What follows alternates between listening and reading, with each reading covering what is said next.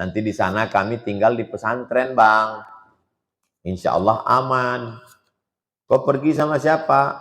Sama orang-orang kawan dinas. Ini udah macam saudara kandung udah. Berawal dari macam, berakhir dengan macam-macam. Pengakuan orang yang bininya berselingkuh, tak boleh sebut nama dan kode etik. Saya mengantar ke airport, Pak Ustadz. Saya titipkan ke dia. Tolong jaga istriku ya, Pak. Saking kan udah macam keluarganya. Saya ke rumah dia, dia ke rumah saya. Udah macam kami anggap ayah kami, Pak Ustadz. Ke dia pula aku titipkan biniku itu.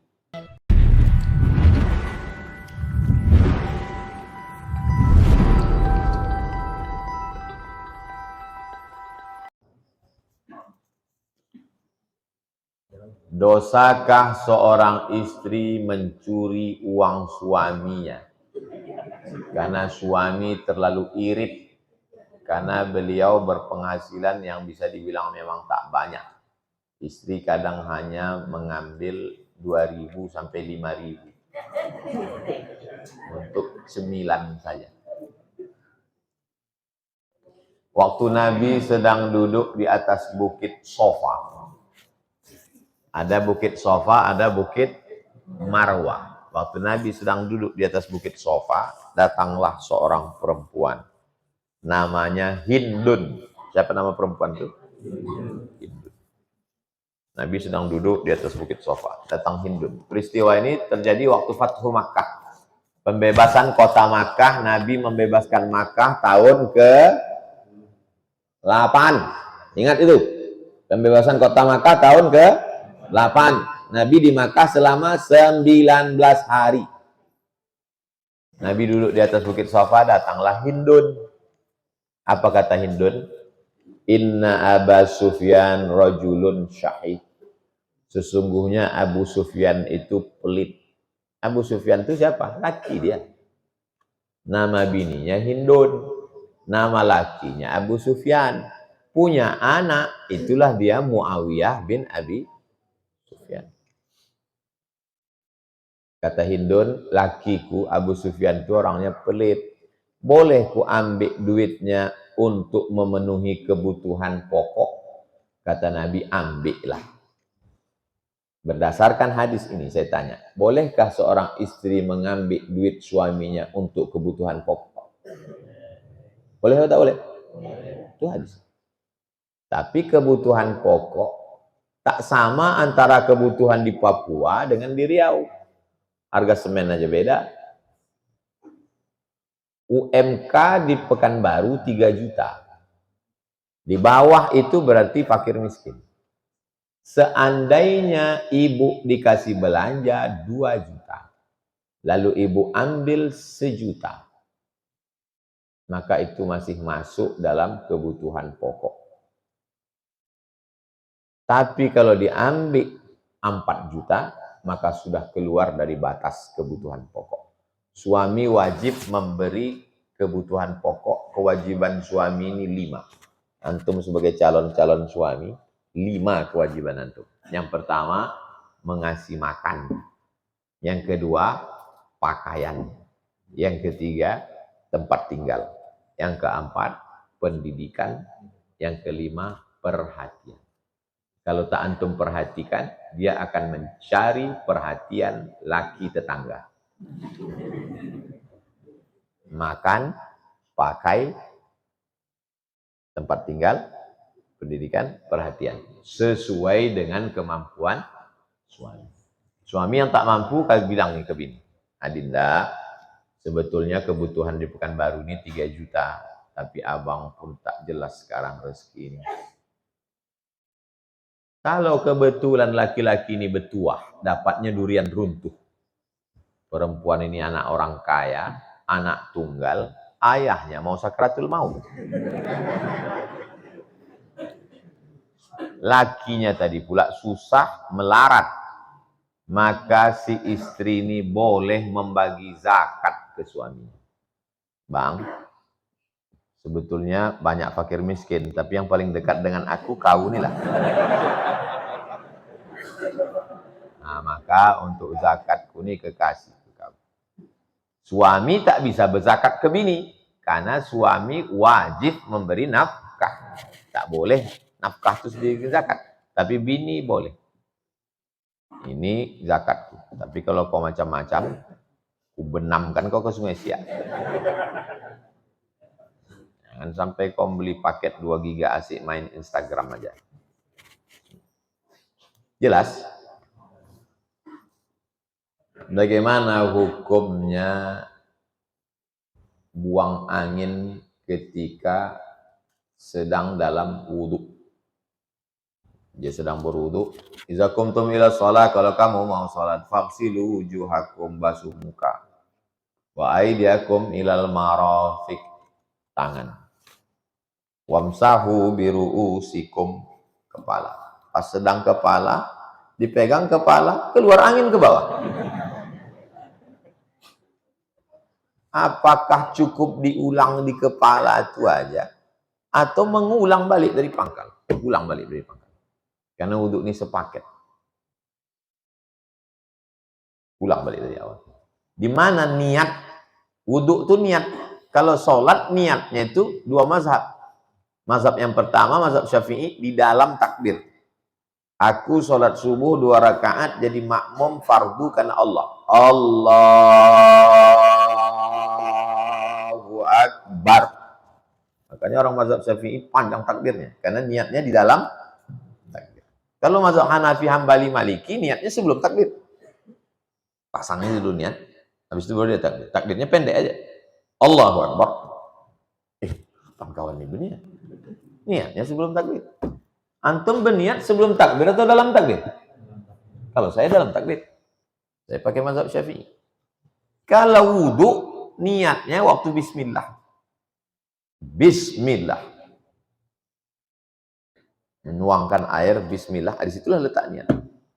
Nawaitu raf'al hadasil asghari listibahatis salati fardu alayya lillahi ta'ala. Itu bukan niat. Itu melafazkan niat di lidah untuk menguatkan hati. Waktu dituangkan air itu ke tangan di awal, bismillahirrahmanirrahim. Disitulah pasang niat. Ulang balik. Karena batal tadi di jalan. Jelas? Pertanyaan ini simple. Tapi kalau tak jelas, batal wudhu, tak sah sembahyang.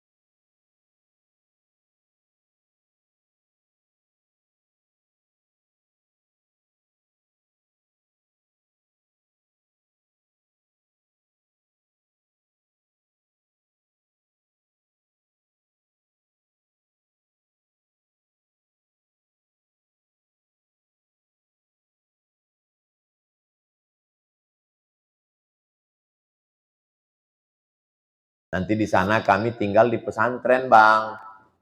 Insya Allah aman. Kau pergi sama siapa? Sama orang-orang kawan dinas. Ini udah macam saudara kandung udah. Berawal dari macam, berakhir dengan macam-macam. Pengakuan orang yang bininya berselingkuh, tak boleh sebut nama dan kode etik.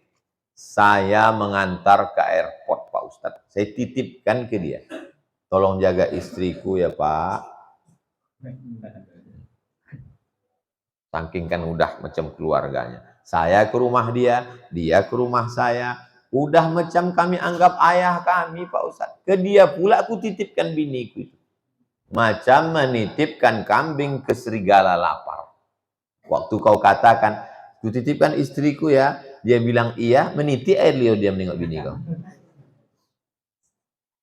Kok bisa tak ada cemburu? Perempuan itu bolehkah bekerja di luar rumah? Ada perempuan namanya Asma. Asma membawa makanan kambing, dijunjungnya di kepalanya. Lewat Nabi. Nabi mengantarkan Asma balik ke rumah. Itulah dalil orang yang mengatakan perempuan boleh bekerja beraktivitas di luar rumah dengan syarat dan ketentuan berlaku. Adapun orang yang harga mati tak boleh bininya keluar, tak boleh belanja, mengantar teh manis pun tak boleh. Tak pernah istri saya mengantar teh manis ke tamu. Saya membawa teh manis, saya menuangkan. Kok bisa kalian biarkan bini kalian menuangkan teh, tamu tuh menengok muka bini kalian? Kok tak cemburu kalian? Berarti urat cemburu kalian udah putus. Kalian mengambil dari dapur, kalian tuangkan. Istrinya mana? Kau tanya bini-bini aku. Bini kau kan tak ada tanya.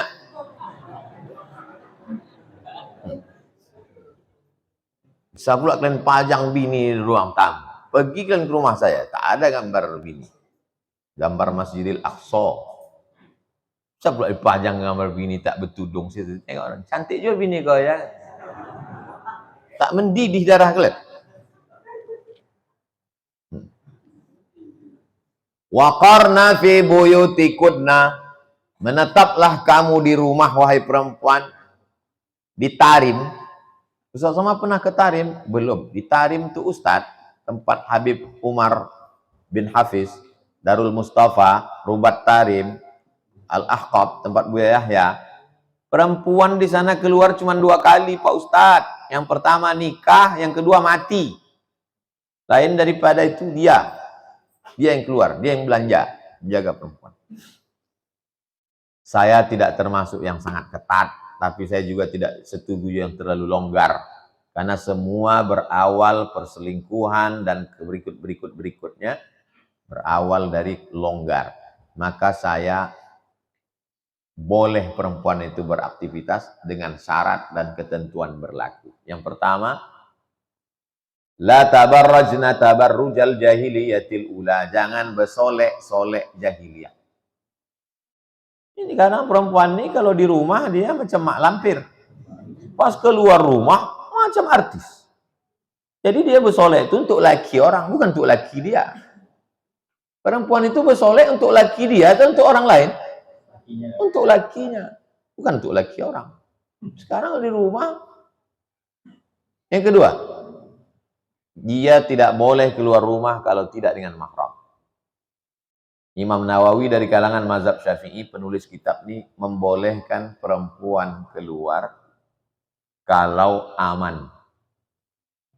Aman. Satu kloter 300 orang, ada di situ perempuan-perempuan yang amanah, boleh. Yang ketiga, la yakhluwanna rajulun, tidak berdua-duaan. Satu kantor berdua. Dari jam 8 pagi sampai jam 4 sore berdua, makan sama. Berawal dari curhat, ngobrol, muncul nyaman, tenang. No free lunch, tidak ada makan siang yang gratis. Na'udzubillah. Berapa banyak perselingkuhan terjadi, luar biasa.